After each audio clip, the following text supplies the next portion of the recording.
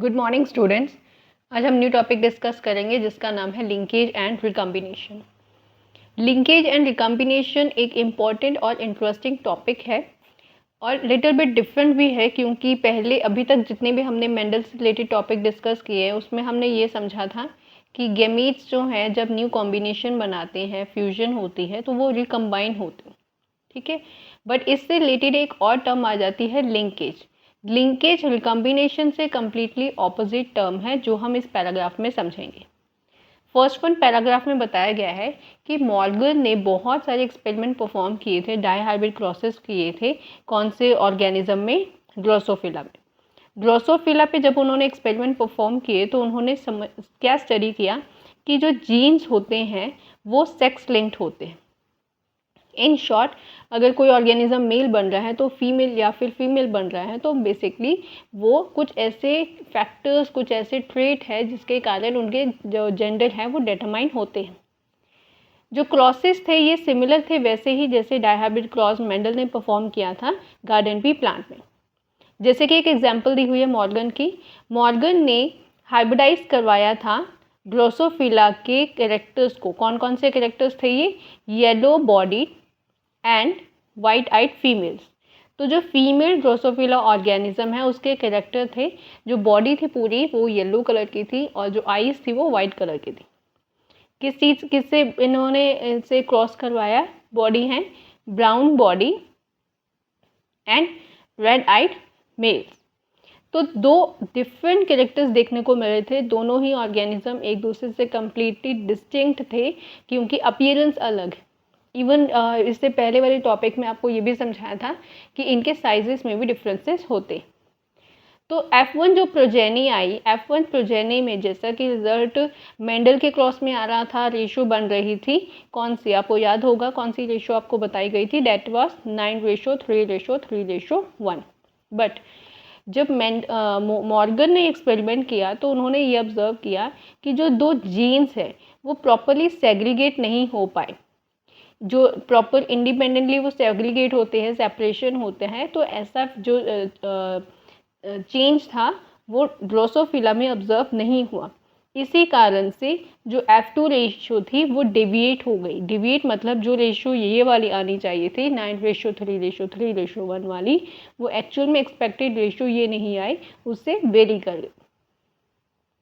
Then second paragraph में बताया गया है कि मॉर्गन और उसके जो उनके साथ जो ग्रुप मेंबर्स थे, इन्होंने एक्सपेरिमेंट को जब स्टडी किया तो समझा कि जो एक्स क्रोमोसोम है वो बेसिकली कुछ जीन्स के ऊपर प्रेजेंट है और जिसके कारण डायहाइब्रिड क्रॉस में यही एक्स क्रोमोसोम जो है वो सेम जगह पर लोकेटेड था, मतलब सेम क्रोमोसोम पे लोकेटेड था। प्रोपोर्शन जो था पेरेंटल जीन कॉम्बिनेशंस का वो इतना ज़्यादा हाइयर हो गया था कि नॉन पेरेंटल टाइप बना ही नहीं। अब पेरेंटल टाइप का मतलब क्या हुआ? पेरेंट्स के ही कैरेक्टर न्यू जो जनरेशन है, प्रोजेनी है, उसमें एज सच रिपीट हो गए, कोई भी नया कॉम्बिनेशन नहीं बना। उसे हम कह देते हैं पेरेंटल कैरेक्टर्स। और नॉन पेरेंटल कहा जाता है जो न्यू कॉम्बिनेशंस बनते। ठीक है, नेक्स्ट मॉर्गन ने फिर ये देखा कि ये जो इस तरह का जो चेंज आया है, जो रेशियो आनी चाहिए थी उससे वेरिएशन क्यों आई? क्योंकि यहाँ पे कुछ फिजिकल एसोसिएशन नोटिस हो रही थी क्रोमोसोम्स के अंदर। फिजिकल एसोसिएशन का मतलब क्या होगा कि क्रोमोसोम्स बहुत टाइटली बाउंड थे एक दूसरे के साथ। इसीलिए इस चीज़ को उन्होंने लिंकेज कहा कि जो जीन्स हैं वो आपस में इतने ज़्यादा टाइटली बाउंडेड हैं, जो उनका बॉन्ड है वो इतना ज़्यादा टाइटली बाउंडेड था कि वो सेपरेशन हो ही नहीं पाई उनमें, जिसके कारण न्यू कॉम्बिनेशन नहीं बन पाए। पेरेंटल कॉम्बिनेशन जो पेरेंटल टाइप थी वही आगे दिख रही थी, न्यू कॉम्बिनेशन नहीं दिखा। इसे उन्होंने कहा कि ये एक लिंकेज है। तो लिंकेज जो है ये एक नई चीज़ अपीयर हुई थी जो कि मेंडल के क्रॉस में देखने को नहीं मिली थी। और ये क्यों हुआ? क्योंकि जो जीन्स हैं क्रोमोसोम्स के ऊपर, क्रोमोसोम्स बहुत डायरेक्टली बाउंड थे, तो सिंपल सी बात है जीन्स भी सेपरेट नहीं हो पाए, जिसके कारण पेरेंटल टाइप बना ही नहीं, पेरेंटल टाइप बना, न्यू कॉम्बिनेशन नहीं बना। तो रिकम्बिनेशन जो टर्म है ये अगर हम देखें तो दोनों ही टर्म लिंकेज एंड रिकम्बिनेशन ये कम्प्लीटली एक दूसरे से डिफरेंट है। कैसे डिफरेंट है? लिंकेज में पेरेंटल टाइप ही आएगी जबकि रिकम्बिनेशन में नॉन पेरेंटल टाइप आ रही। और नॉन पेरेंटल जीन कॉम्बिनेशंस जो हो रहे थे वो सेग्रीगेशन के कारण हो रहे थे और यहाँ पर जो क्रोमोसोम्स थे वो टाइटली बाउंडेड नहीं थे, लूज बाउंडेड थे, जिसके कारण वो इजीली सेपरेट आउट हो पा रहे थे। तो जो लिंकेज वाला कंसेप्ट है ये मॉर्गन के कारण आया, उनके एक्सपेरिमेंट के कारण आया, जबकि मेंडल के एक्सपेरिमेंट में ऐसा कुछ शो नहीं होता था, कोई भी रेशियो में डेविएशन नहीं आती थी, चाहे वो किसी भी कैरेक्टर को लेके डाइहाइब्रिड या मोनोहाइब्रिड क्रॉस बना रहे थे। मॉर्गन और उनके ग्रुप के मेंबर्स ने एक और चीज़ नोटिस की कि जो जीन्स होते हैं ये सारे के सारे व्हेन जीन्स वर ग्रुप्ड, जब जीन्स जो हैं वो ग्रुप में आते हैं, एक सेम ग्रुप में आते हैं, कुछ जीन्स जो होंगे वो टाइटली लिंक्ड होंगे। वही जो आपको अभी बताया, सेम मैसेज वही चीज़ रिपीट हो रही है कि जो क्रॉस ए था, जो हम नेक्स्ट पेज में आपको समझाऊंगी, तो उसमें ये दिखाया गया था कि जो ड्रोसोफिला जो इंसेक्ट्स हैं मेल एंड फीमेल, उनके कैरेक्टर्स इतने टाइटली बाउंडेड थे कि न्यू कॉम्बिनेशन नहीं बन पाया, रिकम्बिनेशन के चांसेस बहुत ज़्यादा कम थे और इसी कारण से जो पेरेंटल टाइप है वो ही एज सच रिपीट होती गई। जबकि कुछ एग्जाम्पल्स में ये भी नोटिस किया गया कि जहाँ पर बाउंडेशन ज़्यादा टाइट नहीं था उस केस में हमें न्यू कॉम्बिनेशन दिखने को मिले, वो परसेंटेज अराउंड 37.2 थी। मॉर्गन के ही स्टूडेंट थे एल्फ्रेड स्टुअर्ट, इन्होंने ये स्टडी किया कि जो रिकम्बिनेशन की जो फ्रिक्वेंसी है, ठीक है, जो चांसेस बन रहे हैं, जो प्रोबेबिलिटी आ रही है वो क्यों आ रही थी? क्योंकि जो जीन पेयर्स थे वो सेम क्रोमोसोम पे थे और इन्हीं क्रोमोसोम्स को आगे जाकर इनकी एक फिजिकल मैपिंग की गई। एक मैपिंग मतलब एक प्रॉपर हम कह सकते हैं एक स्ट्रक्चर रिप्रेजेंटेशन हुई, जिससे पता चला कि क्रोमोसोम्स की पोजीशन आ कैसे रही और इसीलिए ये क्लियर हुआ था कि कितने ज़्यादा वो आपस में टाइटली बाउंडेड है और कितने ज़्यादा लूज है, तो जिसे आजकल हम जेनेटिक मैप भी कह देते हैं। जेनेटिक मैप बेसिकली तो सीक्वेंसिंग में बहुत ज़्यादा यूज़ होता है जब जीनोम को स्टडी किया जाता है, जैसे कि ह्यूमन जीनोम प्रोजेक्ट था, ह्यूमन जीनोम की सीक्वेंसिंग जो की गई थी, तो उसमें ह्यूमन जीनोम जो प्रोजेक्ट के अंदर मैप को बहुत ज़्यादा जेनेटिक मैप को यूज़ किया गया था। अब नेक्स्ट आ गया इसके बाद जो क्रॉसेस है, तो फर्स्ट वन में यहाँ क्रॉस दिखाया गया है, cross A and cross B. जो क्रॉस ए है ये वाला फर्स्ट वन वाला, cross A and cross B में एक डिफरेंसेस दिखाए गए हैं मेल एंड फीमेल के कैरेक्टर्स में। अगर आप इसे ध्यान से देखो, जैसे यहाँ पे पेरेंटल लिखा हुआ है लेफ्ट हैंड साइड पे, तो पेरेंटल टाइप में एक yellow and white body, yellow body and white I Drosophila दिखाया गया है। दूसरे केस में यहाँ पर वाइल्ड टाइप दिखाया गया है, ठीक है। और नेक्स्ट वन में क्रॉस बी में वाइट मिनिएचर ड्रोसोफिला दिखाया गया है और वाइल्ड टाइप। सबसे ज़्यादा इम्पॉर्टेंट इस पूरे पेज में ये है कि आपको पहले ये क्लियर हो जाए कि लिंकेज एंड रिकम्बिनेशन शो कहाँ हो रही है, क्योंकि अगर हमें ये क्लियर हो जाएगा तो हम कैरेक्टर्स को तो इजीली याद कर लेंगे, बट हमें इतना पता होना चाहिए कि उनमें रिपीटेशन कहाँ आ रही है और कहाँ नहीं आ रही। जैसे कि यहाँ पे क्रॉस में दिखाया गया है। अब पेरेंटल टाइप जो अभी मैंने आपको ऊपर समझाया टॉप वाले यहाँ पे पार्ट में, तो ये उन ऑर्गेनिजम्स के कैरेक्टर हैं मेल एंड फीमेल के, सेम उसी तरह से क्रॉस बी में था। तो नीचे जो F1 जनरेशन आती है क्रॉस ए की, F1 जनरेशन क्रॉस ए की, वहाँ पे देखने को मिल रहा है हमें कि वाइल्ड टाइप और ये जो येलो वाइट कॉम्बिनेशंस जो बन रही थी, टोटल जितना होना चाहिए था उतना नहीं हो पाया है। इन शॉर्ट न्यू कॉम्बिनेशन के चांसेस कम थे और पेरेंटल टाइप ज़्यादा देखने को मिल रही है। यहाँ पे लिखा हुआ है पेरेंटल टाइप कितना है, अराउंड 98.7%, जबकि न्यू कॉम्बिनेशंस के चांसेस कितने हैं, दैट इज़ जस्ट ओनली 1.3। तो एक चीज़ ये क्लियर हो रही है कि जहाँ पर पेरेंटल टाइप आ रहा है वहाँ पर जो क्रोमोसोम्स की फिजिकल एसोसिएशन थी वो इतनी ज़्यादा स्ट्रॉन्ग थी, क्रोमोसोम्स आपस में इतने ज़्यादा बाउंडेड थे कि वो सेपरेट ही नहीं हो पाए। और इससे हुआ क्या कि वो सेपरेट नहीं हो पाए तो वो नई कॉम्बिनेशन नहीं बना पाए और पेरेंट के ही टाइप कैरेक्टर्स को दोबारा शो करें। रिकम्बिनेशन के चांसेस बहुत ज़्यादा कम हैं, जस्ट ओनली 1.3%। अब एक चीज़ ये है कि अगर पेरेंटल टाइप ही रिपीट होगा तो इसका नुकसान क्या है, न्यू जनरेशन्स में कोई वेरिएशन ही नहीं आएगी, और अगर वेरिएशन नहीं आएगी तो आगे जाके क्या होगा, जो बदलाव नहीं आए हैं, बेटरमेंट नहीं होंगे। वी नो वेरी वेल कि वेरिएशंस जो होती हैं वो हमेशा बेटरमेंट के लिए होती है, और यहाँ पे वेरिएशंस के चांसेस बहुत ज़्यादा रेयर है, बहुत कम है। तो पेरेंटल प्योर लाइन ही रिपीट हो जा रही है, और इसके कारण क्या हो सकता है, आगे जाकर इन ब्रीडिंग डिप्रेशन भी हो सकता है। नेक्स्ट वन जो सेकेंड क्रॉस ए बी दिखाया गया था, उसमें दिखाया गया है पेरेंटल टाइप अराउंड 62.8%, जबकि रिकम्बिनेंट दिखाया गया है यहाँ पे 37.2। तो क्रॉस ए के कंपैरेटिवली जो क्रॉस बी में रिकम्बिनेशन के चांसेस ज़्यादा है। तो हम सिंपल ये कह सकते हैं जो क्रॉस बी की जनरेशन्स होंगी वो ज़्यादा बेटर अडेप्टेड होंगी, उनमें ज़्यादा कह सकते हैं वेरिएंट देखने को मिल जाएंगे, अडेप्टिबिलिटी उनके अंदर ज़्यादा होंगी, वो ज़्यादा ईजिली आगे जनरेशन जो होंगी सर्वाइव कर पाएंगी, बिकॉज वेरिएशंस हमेशा बेटर सर्वाइवल के लिए रिस्पॉन्सिबल होती। ठीक है, नेक्स्ट एसी का F2 जनरेशन दोबारा दिखाया गया। ठीक है, तो पॉइंट ये है कि पूरे के पूरे क्रॉस में अगर आप इसे आप डीपली स्टडी करो तो उसमें से एक मेजर जो कंक्लूजन ये निकलता है कि लिंकेज जो होती है, यहाँ पे जो फिगर दिया हुआ है वही बता देते हैं आपको, जो लिंकेज होती है वो बेसिकली रिजल्ट है दो हाइब्रिड क्रॉसेस का, जो कि मॉर्गन ने कंडक्ट किया था, उन्होंने स्टडी किया था लिंकेज को। क्रॉस ए में जो है वो जीन Y एंड W के अंदर जो क्रॉसिंग दिखाई गई है, जबकि क्रॉस B में दिखाया गया है जो जीन W है एंड M है। यहाँ पर जो वाइल्ड टाइप एलील्स हैं वो डोमिनेंट हैं और पॉजिटिव से शो किए गए। ठीक है, और जो अभी आपको समझाया वो आपने याद रखना है कि लिंकेज जितनी ज़्यादा होगी उतने ही रिकम्बिनेशन के चांसेस कम बनेंगे, नए कॉम्बिनेशंस बनेंगे ही नहीं। ठीक है, और जितनी ज़्यादा कॉम्बिनेशन होगी उसका फ़ायदा ये है कि वो आगे जाकर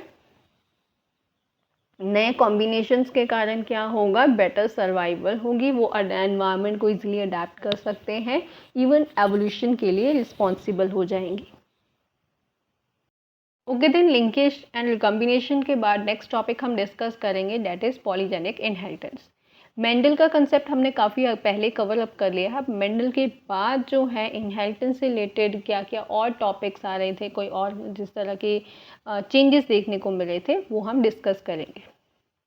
पॉलीजेनिक इनहेरिटेंस जो है इसमें मेंडल के बारे में भी बताया गया है कुछ, जैसे कि मेंडल ने जब स्टडी किया था, जितने भी अपने ट्रेट्स वगैरह उन्होंने स्टडी किए, तो उन्होंने एक चीज़ ये नोटिस की थी कि सारे के सारे एकदम डिस्टिंक्ट हैं, एक दूसरे से डिफरेंट है कंट्रास्ट में।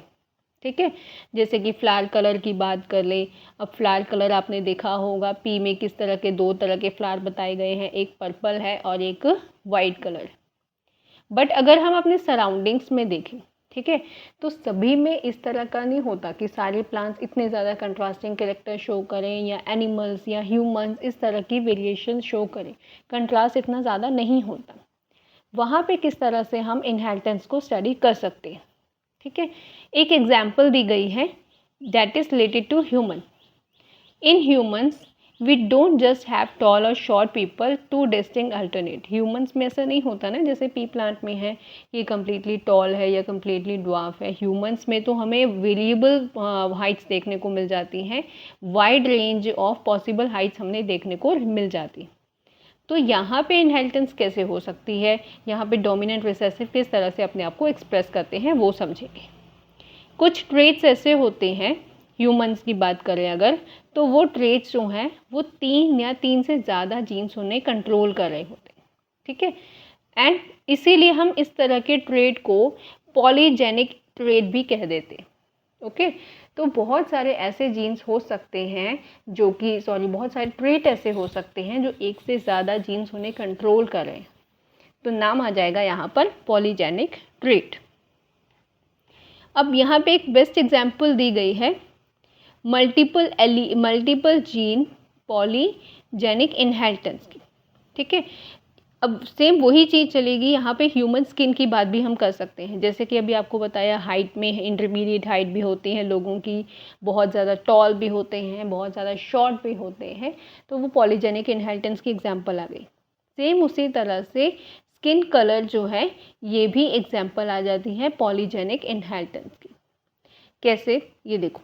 अब पॉलीजेनिक ट्रेट अगर हम देखें तो वहाँ पे जो फिनोटाइप है वो अलग अलग तरह के जो एलील हैं उनके कंट्रीब्यूशन से बना होता है, ठीक है। जैसे कि ह्यूमंस में अगर देखा जाए तो ह्यूमन जो स्किन कलर है वो 3 तरह के जीन्स से कंट्रोल कर रहे हैं। कौन कौन से? Gene A, gene B and gene C. अब 3 तरह के जो जीन्स हैं वो स्किन कलर फॉर्म कर सकते हैं। जो डोमिनेंट होते हैं, डोमिनेंट एलील कौन से होंगे? डोमिनेंट जीनोटाइप हो गया capital A, capital B, capital C, वो रिस्पॉन्सिबल होता है डार्केस्ट कलर का। इट मीन्स जिनका कलर बहुत ज़्यादा डार्क कम्प्लेक्शन का होगा तो हम ये कह सकते हैं कि उनकी बॉडी में डोमिनेंट एलील प्रेजेंट होगा, डोमिनेंट जीन प्रेजेंट होगा। जबकि जिनका कलर बहुत ज़्यादा ही लाइट होगा, फेयर होगा, तो उस केस में जो रिसेसिव एलील होंगे that is small a, small b, small c, ठीक है। तो ये 3 ऐसे डोमिनेंट या रिसेसिव एलील होते हैं जिसके कारण ह्यूमन स्किन कलर जो है वो शो होता है। अब सेम वही चीज़ जैसे कि आपको मैंने हाइट में बताया, हाइट में सबकी टॉल हाइट नहीं होती, शॉर्ट नहीं होती, इंटरमीडिएट भी हो सकती। सेम उसी तरह से हर एक का कलर बहुत ज़्यादा डार्क नहीं होगा, बहुत ज़्यादा लाइट नहीं होगा, इंटरमीडिएट हो सकता है। तो पॉइंट इज़ दैट कि एक्चुअल में जीन्स जो है वो ज़्यादा हैं जो एक सिंगल ट्रेट को कंट्रोल करें। इसके कारण वेरिएबल हमें देखने को मिल जाती है, वेराइटी हमें देखने को मिल जाती है स्किन कलर में भी। इसका नाम है प्लियोट्रॉपी। प्लियोट्रॉपी क्या होती है? पॉलीजेनिक इनहेरिटेंस और प्लियोट्रॉपी में काफ़ी ज़्यादा डिफरेंसेस हैं। जैसे कि यहाँ पे बताया गया है, we have so far seen the effect of a gene on a single phenotype or trait. Usually हम ये देखते हैं कि जीन जो है एक सिंगल ट्रेट पर इफेक्ट डालता है, बट यहाँ पे उल्टा है। यहाँ पे क्या है, एक सिंगल जीन जो है वो मल्टीपल फिनोटिपिक एक्सप्रेशन को शो करता है और इस तरह के जीन को हम प्लियोट्रॉपिक जीन कहते हैं। जैसे कि पहले वाले में ये था कि स्किन कलर को कंट्रोल करने के लिए नंबर ऑफ जीन्स थे, बट यहाँ पर एक सिंगल जीन जो है वो कई सारे फिनोटिपिक एक्सप्रेशन देता है, ठीक है। तो पॉलीजेनिक इनहेरिटेंस और प्लियोट्रॉपी में मेजर डिफरेंसेस ये होते हैं। अब प्लियोट्रॉपी का जो मैकेनिज्म है, ये कौन से केसेस में हम देख सकते हैं, इस तरह का इफेक्ट कहाँ देखा जा सकता है? एक कॉमन एग्जांपल दी गई है, जैसे कि कुछ मेटाबॉलिक पाथवेज इस तरह का प्लियोट्रॉपी शो करते हैं। मीन्स कई तरह के बॉडी पर डिफरेंट फिनोटाइप जो इफेक्ट शो करते हैं। एग्जाम्पल दी गई है एक डिजीज़ की जिसका नाम है फिनाइलक्यूटिनोरिया।